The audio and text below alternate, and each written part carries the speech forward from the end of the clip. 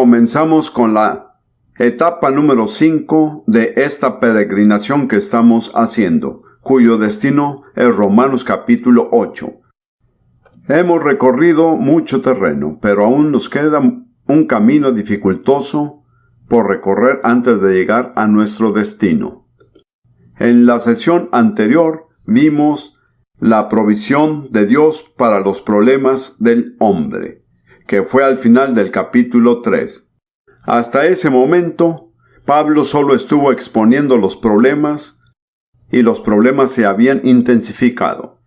Pero en su última parte de Romanos capítulo 3, comenzando en el versículo 20, despliega el sacrificio final, total y suficiente de Dios, que viene mediante la fe en la muerte expiatoria y la sangre derramada del Señor Jesucristo. Ahora, en esta sesión y en la próxima, estaremos viendo Romanos capítulo 4.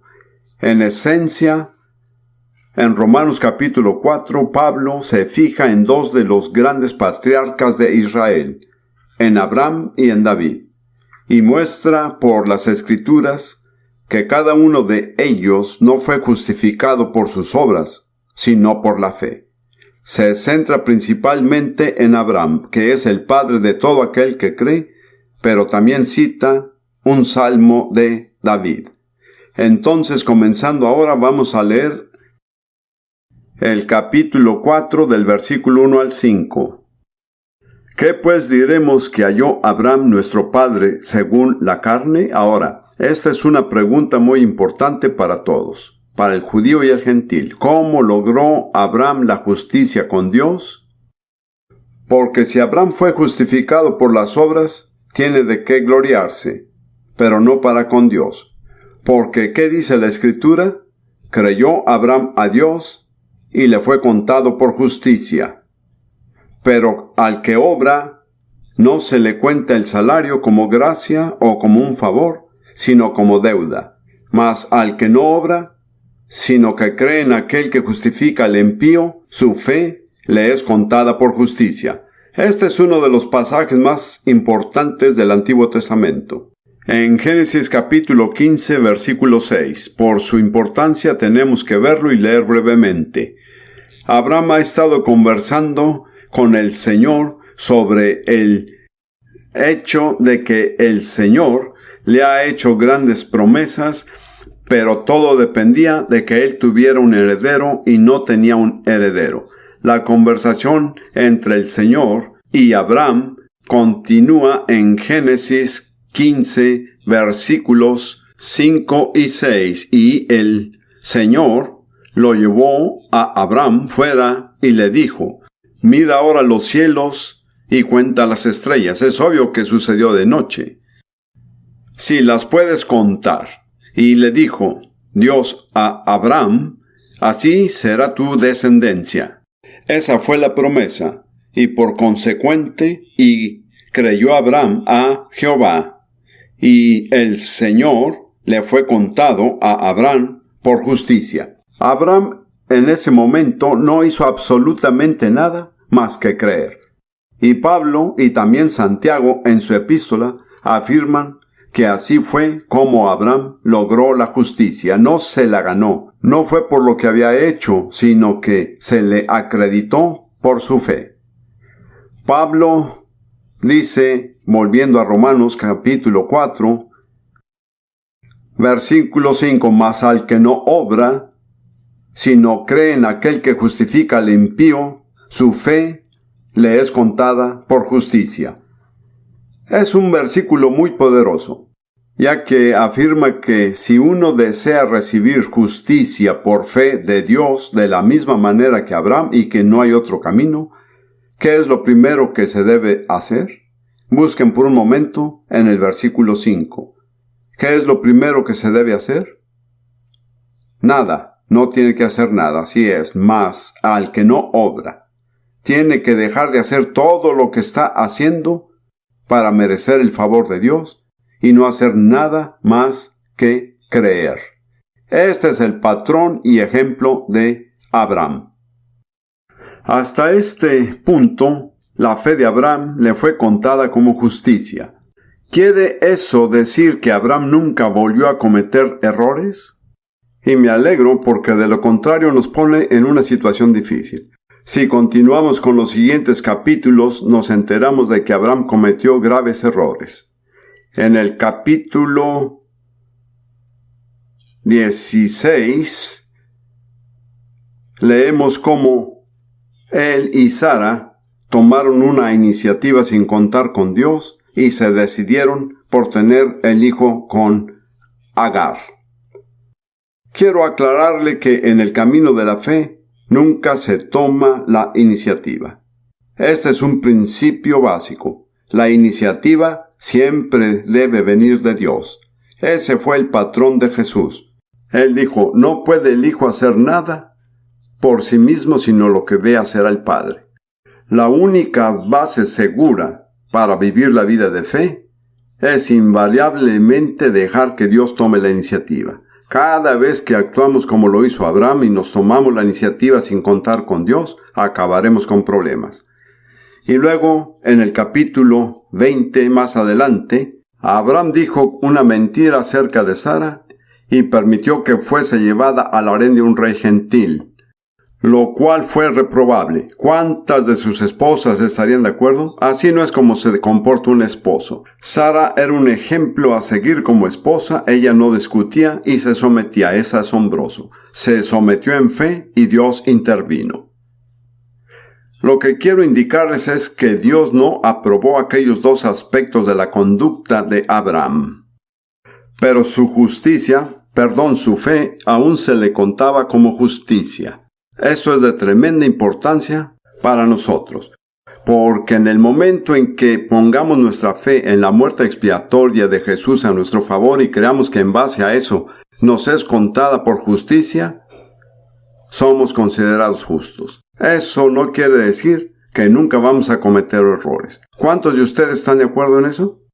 Gracias a Dios que eso no es lo que dicen las Escrituras, que a partir de ese momento seremos perfectos. Pero lo que sí dice es que nuestra fe seguirá siendo tomada por justicia en la medida en que sigamos creyendo. El gran peligro es que abandonemos nuestra fe. Vamos a un pasaje en Lucas capítulo 22, que para mí es muy significativo. Es la escena de la última cena y el Señor Jesús les ha advertido a sus discípulos que lo iban a traicionar, huir de Él y abandonarlo. Y Simón Pedro en especial, pero todos ellos dicen, nunca pasaría algo así. En los versículos 31 y 32, Jesús le dice a Pedro, Simón, Simón, he aquí, Satanás os ha pedido para zarandearos como a trigo. ¡Qué declaración tan extraordinaria! Al parecer, Satanás fue con Dios y le dijo, permíteme acusar a los apóstoles. Eso estaba en plural. En algunas traducciones no está muy claro, pero en griego está claro. Zarandeales como el trigo. Luego, dirigiéndose específicamente a Pedro, pero yo he rogado por ti, en el singular, he rogado por ti, que tu fe no falte. Y tú, una vez vuelto, confirma a tus hermanos. Ahora, lo que aquí me impresiona es que Jesús no oró para que Pedro no lo negara. En estas circunstancias era inevitable que Pedro no lo negara. Dado el carácter de Pedro hasta ese momento y la tremenda embestida de las fuerzas de la oscuridad que muy pronto lo iban a atacar, era inevitable que Pedro no negara a Jesús. Jesús era muy objetivo, siempre lo es, me alegra. No hizo una oración piadosa para que Pedro no lo negara. ¿Qué fue lo que oró? Él dijo, he orado para que tu fe no falte. Pedro, vas a cometer un grave error. Vas a sentir vergüenza, vas a sentir que todo se ha terminado en la vida, pero no renuncies a tu fe. Si puedes aferrarte a tu fe, yo te guiaré. En el transcurso de los acontecimientos demostró ser cierto. Quiero decirle a cada uno de ustedes, es posible que se enfrenten a pruebas y tentaciones tremendas e inesperadas para algunos. y a ciertas alturas en el que puedan sentir que le han fallado a Dios y que todo se ha terminado en la vida, están pensando, ¿qué puedo hacer? Les diré que pueden hacer. Seguir creyendo. No abandonen su fe, pues Dios los guiará si no abandonan su fe. Este es un error muy grave que nunca deben cometer. Así que mientras sigamos creyendo sinceramente en Jesús y aceptamos la justicia que Dios nos ofrece en base a esa fe, hermanos y hermanas, no hay garantía de que nunca cometamos errores. No hay garantía de que estemos sin problemas. No hay garantía de que no fracasemos. Dios no nos garantiza nada al respecto. Puedo estar predicando ahora y al día siguiente puedo caer en alguna trampa de Satanás si es que no tengo cuidado. Pero Dios me sacará siempre y cuando haga ¿qué cosa? Que siga yo creyendo. Eso es muy importante. Eso me da tranquilidad a tantos problemas, porque me he visto a otros cristianos hacer cosas muy lamentables e incluso malas. Pero Dios dice, mientras sigas tú creyendo, tu fe será contada por justicia. Y en base a eso, yo te guiaré, puede que no sepas cómo, puede parecerte imposible, pero no renuncies a tu fe. Me pregunto si hay alguno entre ustedes que están a punto de rendirse, que están al punto de dejarlo todo. Por favor, no lo haga. Me gustaría orar por usted. Siento que debo hacerlo. Solo levanten sus manos silenciosamente y si está pensando, estoy al borde de la desesperación, Dios lo bendiga. Oremos juntos por esto, hermanos y hermanas. Señor Jesús, creemos que nos tratas como lo hiciste con Pedro. ¿Estás dispuesto a lidiar con nosotros de la misma manera? Puede que te sientas decepcionado con nosotros. Pudimos haberte fallado, pudimos mentir, que hemos llegado al punto de dejarlo todo. Todo eso vino abajo. Señor, quiero orar por aquellos que alzaron la mano, que su fe no falle. Jesús, siento que esta noche estoy en tu lugar, orando por ellos, que su fe no les falle. Amén. Amén. Ahora vamos a continuar con los versículos 6 al 8. Aquí es cuando Pablo habla de David. Y dice, como también David habla de la bienaventuranza del hombre a quien Dios atribuye justicia sin obras. Esto viene del Salmo 32, de los primeros versículos, diciendo, bienaventurado aquellos cuyas iniquidades son perdonadas y cuyos pecados son cubiertos. Bienaventurado el varón a quien el Señor no inculpa de pecado. Noten que David menciona 3 cosas que se incluyen en esta bendición. Nuestras iniquidades han sido perdonadas, nuestros pecados han sido cubiertos, y Dios ya no nos inculpa de pecado. Este es el lado negativo de contarnos justos. Él nos cuenta por justicia, ya no tiene en cuenta nuestros pecados. Pablo vuelve nuevamente a Abraham después de esta breve digresión acerca de David y se ocupa de esta pregunta tan importante relacionada con la circuncisión que fue: ¿tuvo Abraham que haberse circuncidado antes de que su fe se le fuera reconocida por justicia? Esta es una pregunta esencial para todo el que proviene de un origen judío, pero va más allá, ya que hay otras ordenanzas externas de la fe. Muchas personas comparan el bautismo con la circuncisión. Me parece que hay límites con esa comparación. Puede ser que nos preguntemos, ¿se considera mi fe por justicia hasta que yo me bautice? Y mi respuesta es sí. Si creen con sinceridad y están dispuestos a obedecer, su fe se les es contada por justicia desde el momento en que uno cree. Después, creo que el bautismo, en cierto sentido, es un sello de la justicia, la cual ya se tiene por fe. Hay una distinción entre el bautismo de Juan y el bautismo de Jesús. No sé si se han dado cuenta. Las personas a quienes Juan bautizó fueron pecadores que habían confesado su pecado. En el bautismo cristiano, estamos unidos con Jesús en su sepultura y en la resurrección. Nos bautizamos porque fuimos hechos justos. Es la realización de nuestra justicia. Jesús fue bautizado para que pudiera cumplir toda justicia. Cuando usted y yo somos hechos justos por fe en Él, entonces se cumple nuestra justicia, la completamos mediante el acto externo del bautismo. Ahora veamos lo que dice Pablo en este contexto. Empezando en el versículo 9. ¿Es pues esta bienaventuranza solamente para los de la circuncisión o también para los de la incircuncisión? Porque decimos que a Abraham le fue contada la fe por justicia. ¿Cómo pues le fue contada? ¿Estando en la circuncisión o en la incircuncisión? No en la circuncisión, sino en la incircuncisión. Esto es de suma importancia. Abraham no experimentó la circuncisión antes de Génesis 17.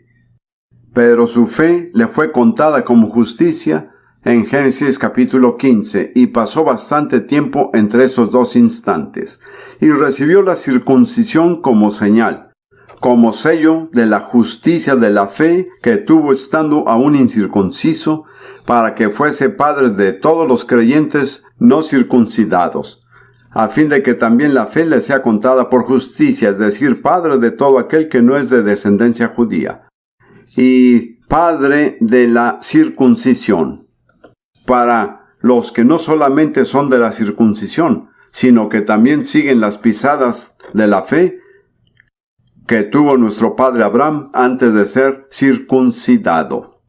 Así que el punto es que Dios le había prometido a Abraham que él sería el padre de una multitud de naciones, no solo de una nación, Israel, sino de todas las naciones, y que en su debido tiempo, gente de toda nación en la tierra se convertirán en descendientes espirituales de Abraham, por medio de la fe en la simiente de Abraham, el Señor Jesús. Esa fue la promesa de Dios a Abraham. Y no tuvo que estar circuncidado para que se le hiciera la promesa, sino que se la hicieron mientras estaba incircunciso. El punto es que Dios tenía la intención de dejar claro a los que siguen, a usted y a mí, y yo no soy judío, que no tenemos que circuncidarnos para ser descendientes de Abraham.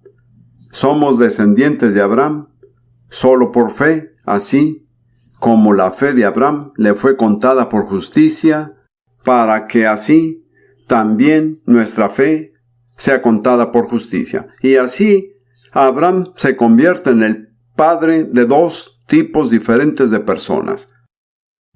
Primero, aquellos que están circuncidados en base a la fe. Y tengan en cuenta que sin fe la circuncisión no aporta ningún beneficio. El factor decisivo imprescindible es la fe. Y luego se convierte en el padre de aquellos que practican su fe, así como lo hizo Abraham, sin ser circuncidados, de todos los que son creyentes de origen no judío. De esta forma, la promesa de Dios a Abraham se cumplió antes de que se presentara la circuncisión. Luego, Pablo continúa hablando de Abraham, diciendo que él es el padre de la circuncisión, no solamente a los que están circuncidados, sino de aquellos que también siguen los pasos de la fe de nuestro padre Abraham, la cual él tuvo mientras estuvo incircunciso. Como ven, no basta con que una persona judía sea circuncidada para convertirse en descendiente de Abraham, según lo que dice aquí. Nadie es un verdadero descendiente de Abraham a menos que camine en los pasos de la fe de nuestro padre Abraham. La condición esencial es la fe. Y Dios llega a las personas de dos maneras distintas. Por el lado de la circuncisión, basados en la fe que los circuncidó. Y el de la incircuncisión, que básicamente se dirige a todos los demás sin exigirle la circuncisión a base de su fe. Así que aquí se establece el patrón de Abraham, y como todos somos descendientes de Abraham, según las Escrituras, por medio de la fe en Jesús, la simiente de Abraham, esto es muy importante para nosotros. Nos lleva más allá del simple tema de la circuncisión. Nos deja muy claro que la fe y solo la fe nos hacen hijos de Dios e hijos de Abraham. Y que esa fe no depende de ninguna ordenanza externa. Esto es algo muy básico. Somos salvos por fe, solamente. No por fe y además otro requerimiento. Siempre hay que cuidarse de personas que quieren que agreguen otros requerimientos o que agreguen condiciones además de la fe. Eso no es bíblico. El único requerimiento para ser descendiente de Abraham es la fe. Eso es lo que Dios insiste y no cambiará de parecer al respecto. Va a ser muy tolerante en otras áreas, va a permitir muchas variantes, pero no creo que Dios quiera que su pueblo todos se vean iguales, que actúen igual, que se conformen a un solo patrón. Realmente pienso que a Dios le gusta la variedad. Por lo menos en mi caso, así es. He tenido el privilegio en estos últimos años de visitar muchos países diferentes, con mucha gente distinta, con muchas diferencias culturales y raciales. Y les digo que mi vida sería muy aburrida si estuviera con gente que se visten igual, que tienen el mismo color de piel y todos se ven igual y hablan igual. ¡Qué monotonía!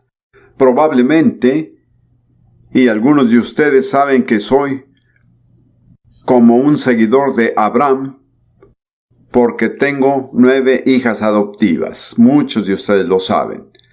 Yo diría que mi familia es algo así, como las Naciones Unidas. Tenemos 6 judías, una árabe, una inglesa y una africana. Todos somos descendientes de Abraham, por fe en Jesucristo. Esa es la clave principal. Siento que Dios me dirige en este momento a enfatizar una vez más la importancia esencial de la fe. Quiero decirles, como dijo Jesús, oro por ustedes para que su fe no falle, porque ese es el requisito básico para pertenecerle a Dios, para ser un hijo de Abraham. Creo que empezaremos a verlo un poco más, pero no podremos terminarlo en esta sesión. Dice Pablo en el versículo 12. Dice, Abraham es padre de la circuncisión, para los que no solamente son de la circuncisión, sino que también siguen las pisadas o su caminar de la fe que tuvo nuestro padre Abraham, antes de ser circuncidado. Abraham es más que solo un personaje, es un patrón. Él se adelantó, estableció el camino, dio ciertos pasos, y para verdaderamente ser sus descendientes hay que andar en ese camino, hay que seguir sus pasos. Voy a enumerar brevemente los pasos de la fe de Abraham, y luego en nuestra próxima sesión los veremos con más detalle. Igual los tienen enumerados en su bosquejo si aún lo tienen a la mano. Muy bien. Dice que Abraham hizo 5 cosas. Él aceptó la promesa de Dios solamente por fe, sin evidencias. Segundo, reconoció que era incapaz de producir los resultados prometidos. Se centró sin titubear en la promesa, y esto le fue contado como justicia. Como resultado, él y Sara recibieron vida sobrenatural en sus cuerpos, y así la promesa se cumplió y Dios fue glorificado. Así que son los pasos de la fe de nuestro padre Abraham. Paso número 1. Él aceptó la promesa de Dios, sin dudar, sin pedir ninguna evidencia. Paso número 2. Reconoció que él mismo era incapaz de producir lo que el Señor había prometido. Paso número 3. Se centró sin titubear en la promesa. y eso le fue contado como justicia.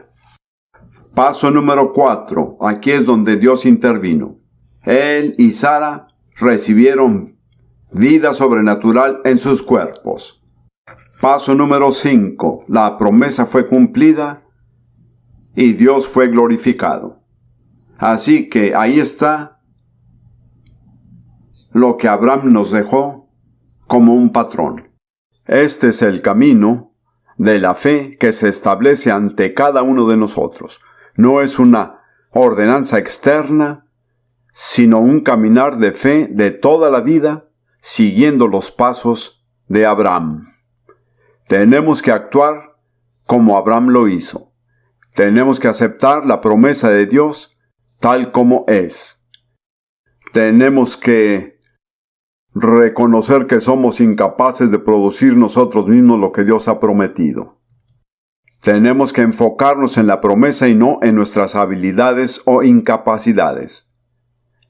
Y luego recibiremos la gracia y el poder sobrenatural de Dios derramados a nuestras vidas por medio de nuestra fe.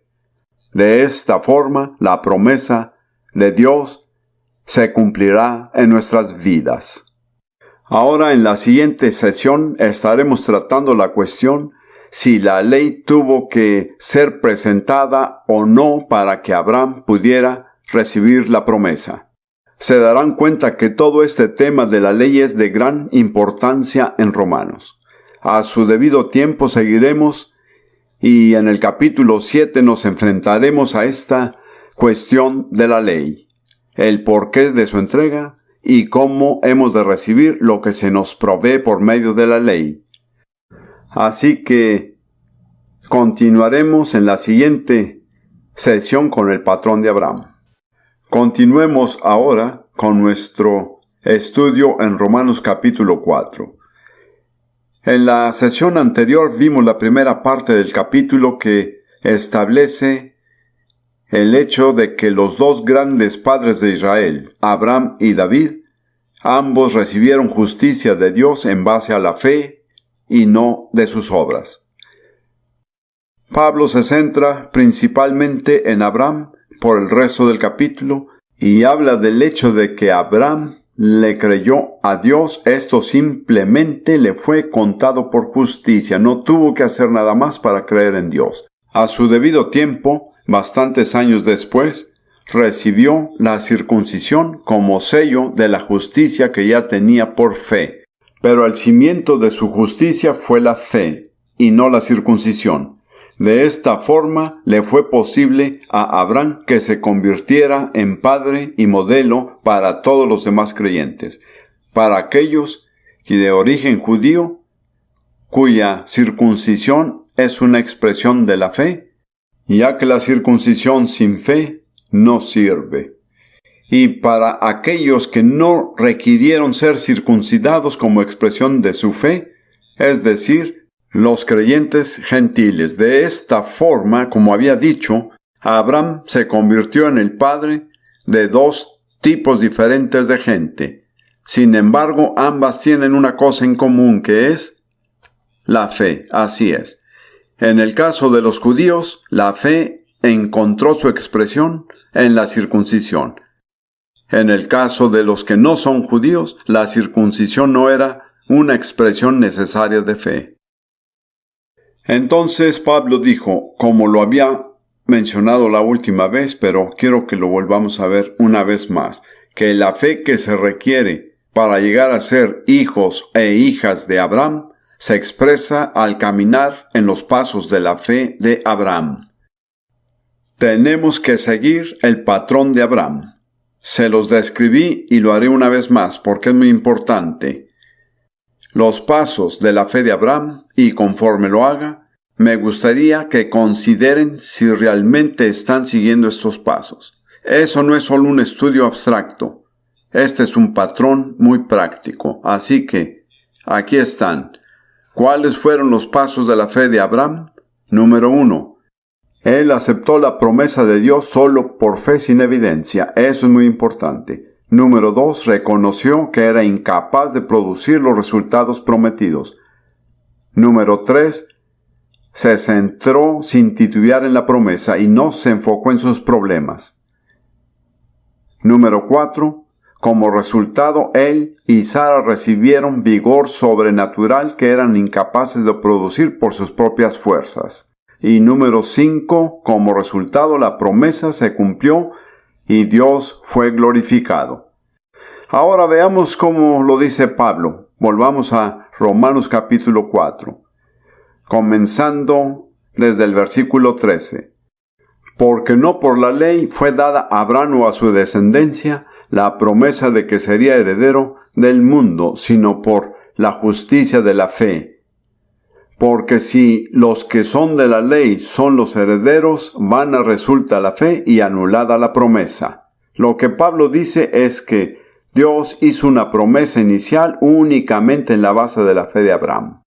Hubiera sido totalmente injusto e inconsistente que después dijera, una condición más también debe seguir la ley. Pablo indica que la ley en realidad se dio 430 años después.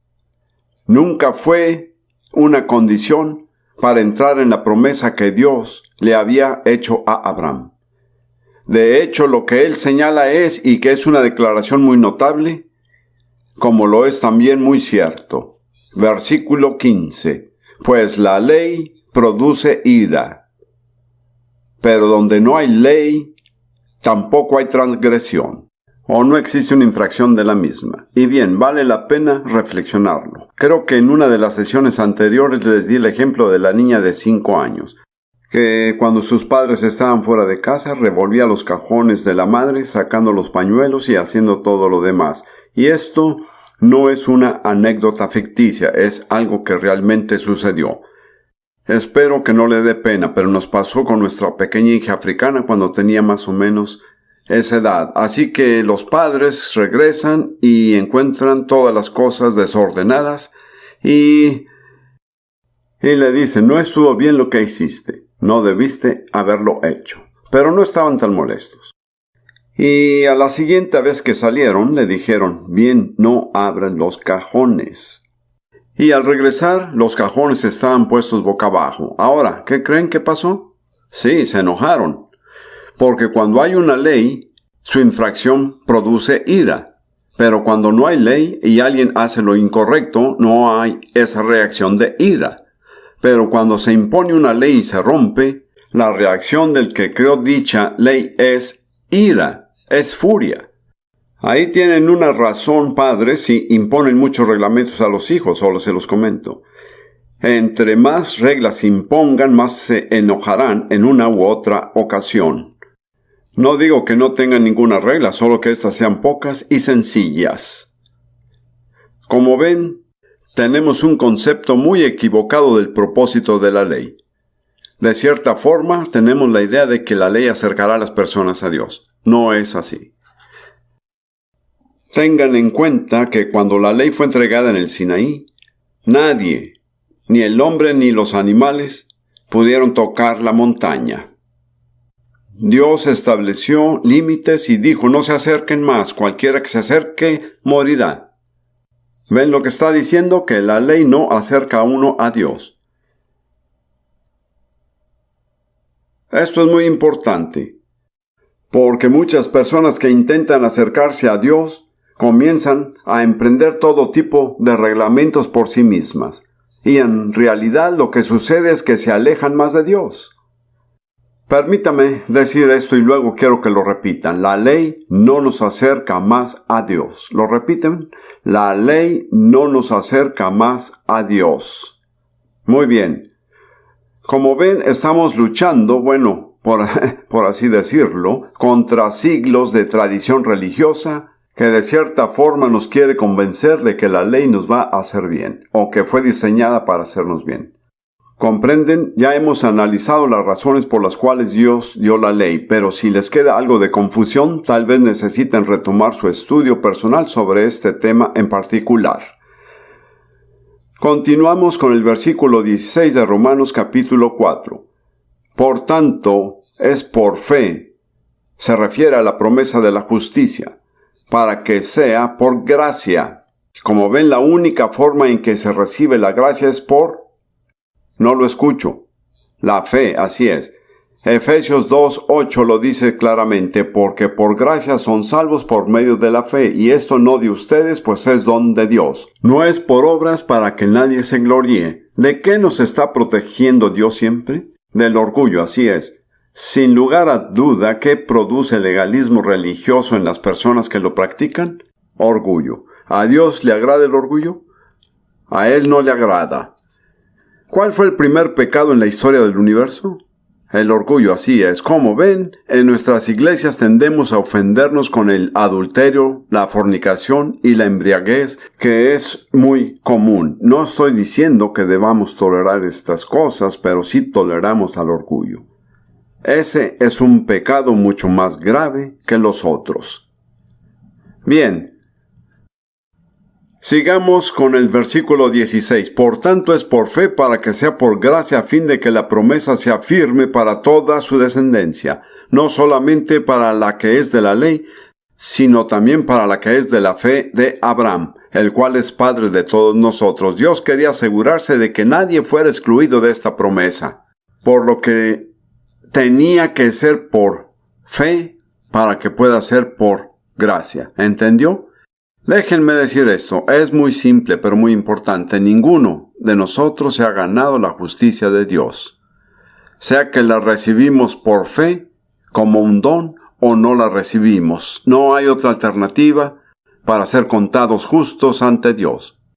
Y luego, Pablo continúa de nuevo citando, y más bien viene del Génesis 17, versículo 17 de Romanos capítulo 4. Como está escrito, te he puesto por padre de muchas gentes, naciones, delante de Dios, a quien creyó, el cual da vida a los muertos y llama a las cosas que no son como si fuesen. En lo personal, prefiero esta traducción para esta parte. Llama a las cosas que no son como si fuesen. Como ven, Él llamó a Abraham padre de muchas gentes aun cuando no tenía un hijo propio. Es muy importante entender que cuando Dios le pone nombre a algo será como Él dice. Puede que no sea evidente. Si Dios los llama santos, ¿qué son? Puede que no se sientan como tales, pero no es por sentimiento, es por fe. Cuando Dios llamó a Gedeón un varón esforzado y valiente, ¿cómo se sintió?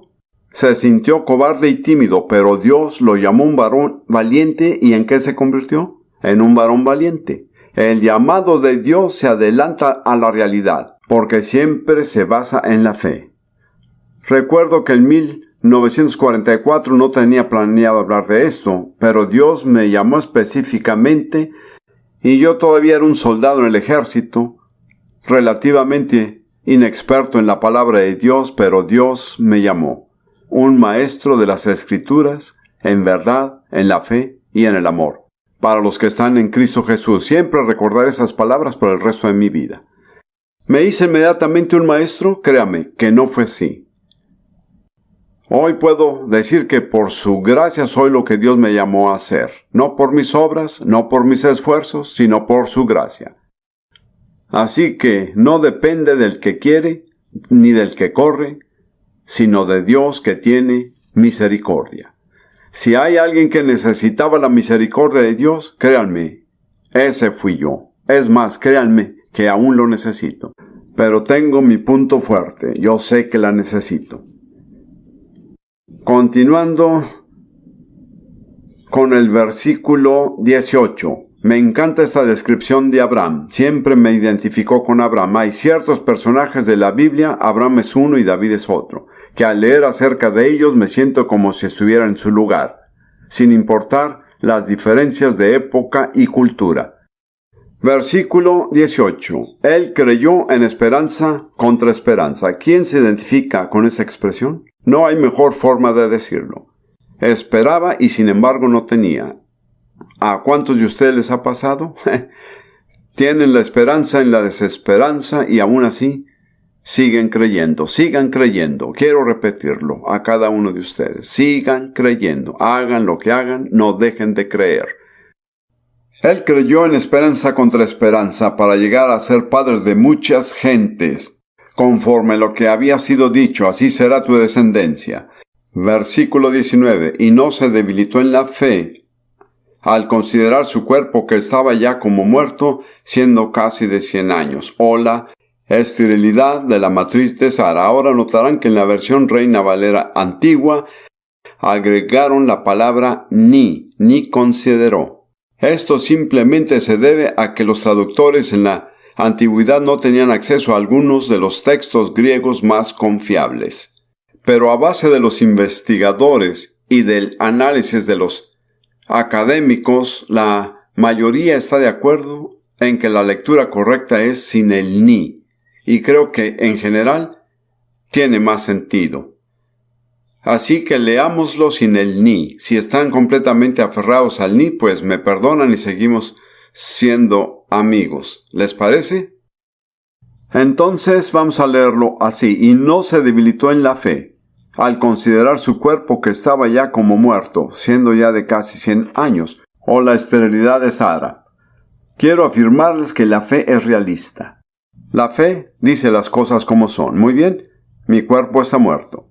Pero eso no cambia la promesa de Dios. No trato de persuadirme que aún queda un poco de luz en mi cuerpo. Eso no sería tener fe. Yo digo que no hay esperanza, no hay manera que en lo natural eso pueda suceder. Lo acepto como un hecho. No solo mi propio cuerpo está muerto, sino que la matriz de Sara también. No hay manera en lo natural de que podamos tener un hijo propio. Lo acepto. Lo enfrento cara a cara, sin parpadear, sin desviar la mirada, ni digo que hay otra opción a esta situación. Y aún así creo en lo que dijo Dios. He tratado con tantas personas que vienen y quieren orar y a la vez tratan de convencerse a sí mismas de que su situación no es tan desesperada.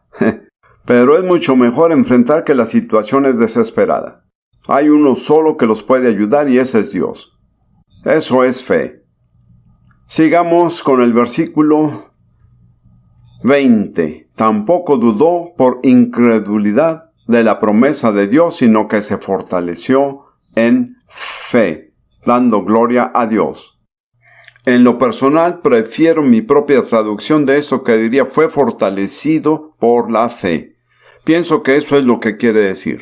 Él recibió fuerza en su cuerpo físico por medio de la fe. Y Sara también recibió fuerza, se le habilitó la matriz y en ese aspecto volvió a vivir de nuevo. No sé si alguna vez hayan meditado en esto, pero el cambio en Abraham no fue temporal, porque después de que su esposa Sara murió, se casó de nuevo y tuvo 5 hijas más. Fue para él un milagro permanente, ¿no lo creen? Nada mal para un hombre que a los 100 años dijo que ya no había esperanza. Como ven, sí había esperanza, porque él creía en la esperanza aún en contraesperanza. Muy bien. Versículo 20. Tampoco dudó por incredulidad de la promesa de Dios. ¿Recuerda lo que dijo Santiago en su epístola sobre las personas que dudan? No piense tal hombre que recibirá cosa alguna del Señor. El hombre de doble ánimo es inestable en todos sus caminos.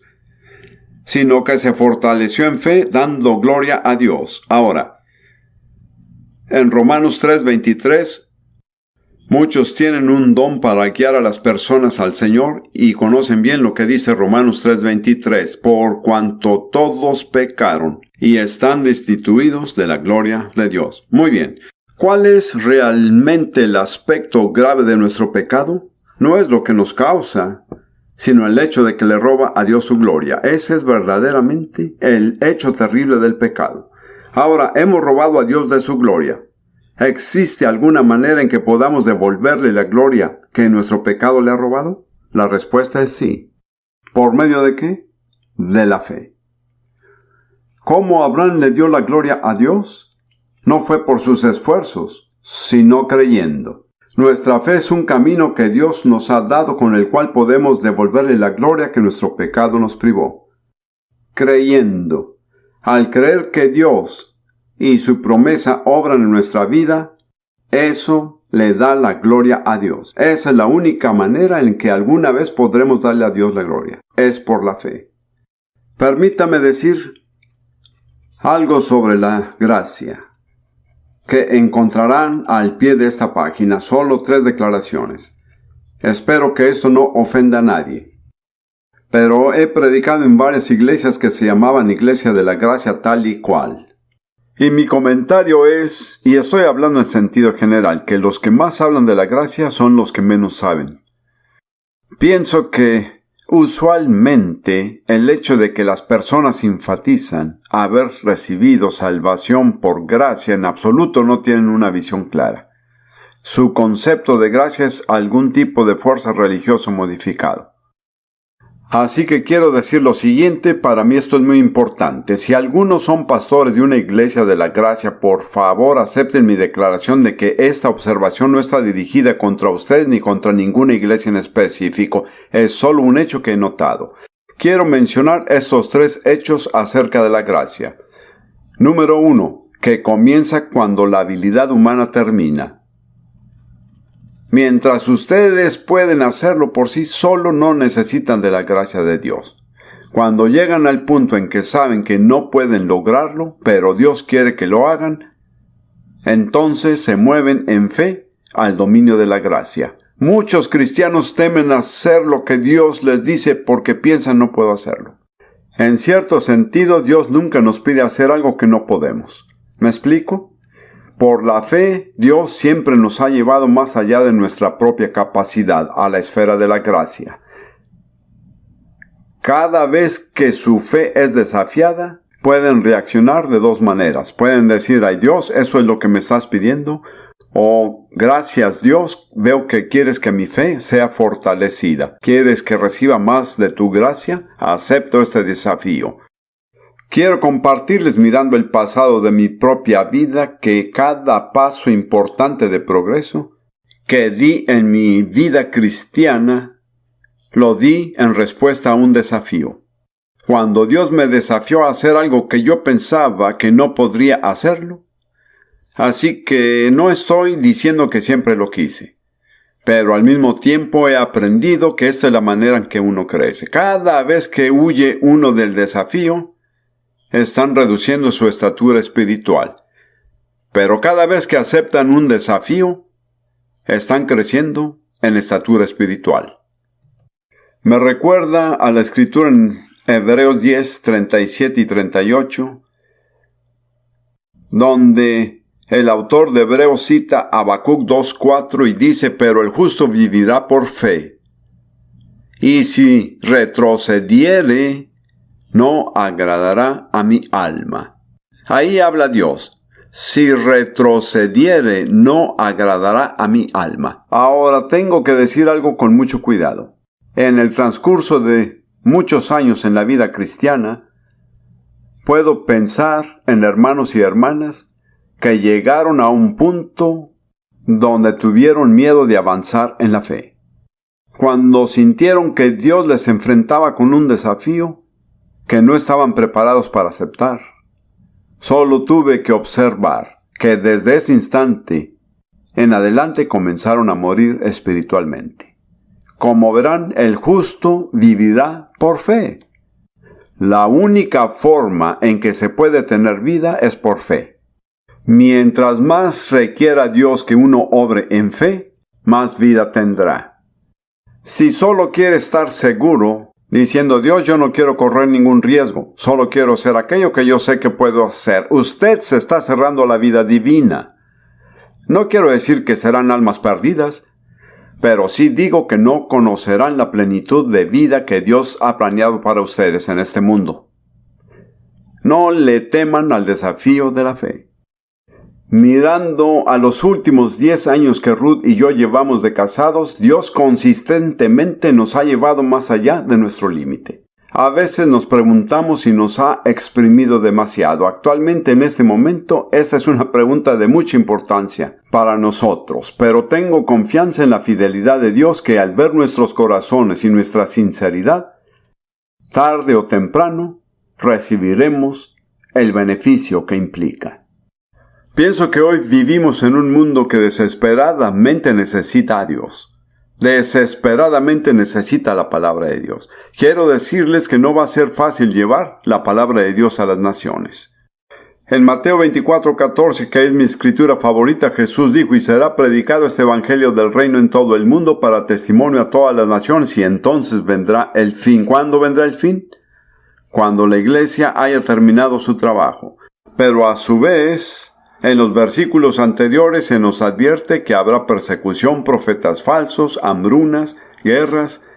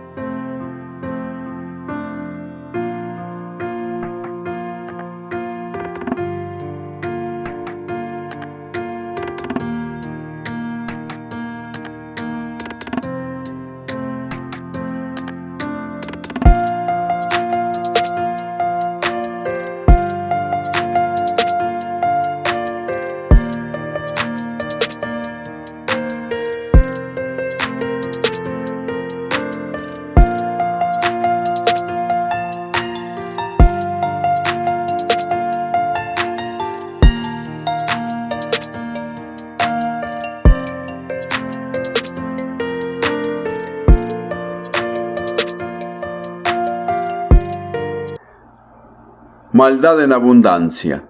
No mencionó que la situación en el mundo iba a mejorar. De hecho, dejó muy claro que la situación en el mundo se iba a poner peor. Pero ahí está la oportunidad para extender la fe. Este es el desafío. Quiero decir que por la gracia de Dios, en cuanto a Ruth y yo, y esto lo digo en presencia de Dios, porque tengo mucho cuidado en lo que digo. Señor, conforme hemos podido, hemos aceptado el desafío. Cada uno de ustedes debe tomar esa decisión. Pero recuerden que si optan por el camino de los cobardes, van a marchitarse. Si avanzan en su fe, puede que titubee, puede que se sientan que han fracasado, pero pronto Dios lo ayudará hasta el final. Se los prometo, porque esa es la promesa de Dios. Llegamos a la parte que se aplica a nosotros y al Evangelio, al final de este capítulo 4. Estamos en el versículo 22, por lo cual su fe le fue contada por justicia. Y no solamente con respecto a él se escribió que le fue contada, sino también a nosotros, a quienes ha de ser contada. ¿Qué ha de ser contada?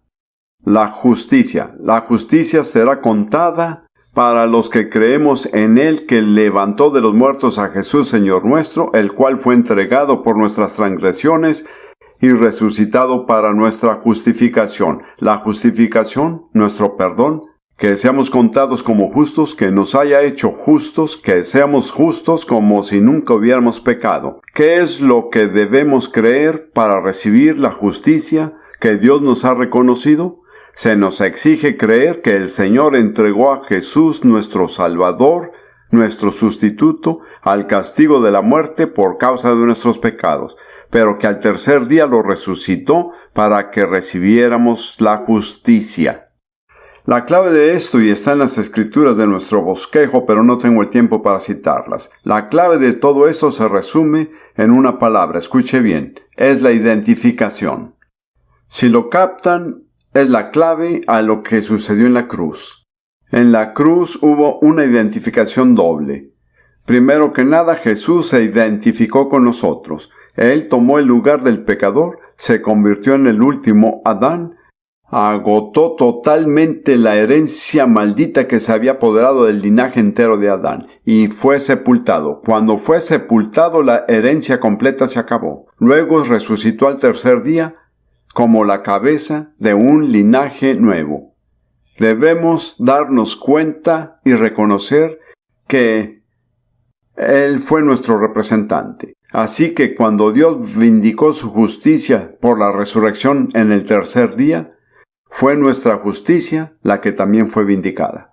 Fuimos contados con Él en la muerte, contados con Él en el entierro, pero bendito sea Dios, fuimos contados en Él en la resurrección y la justicia también. Eso es lo que tenemos que creer. La palabra clave es la identificación. Cuando Jesús murió, yo también. Cuando fue sepultado, yo también. Cuando resucité, también yo resucité. Al creer esto, por mi fe recibo la justicia de Dios.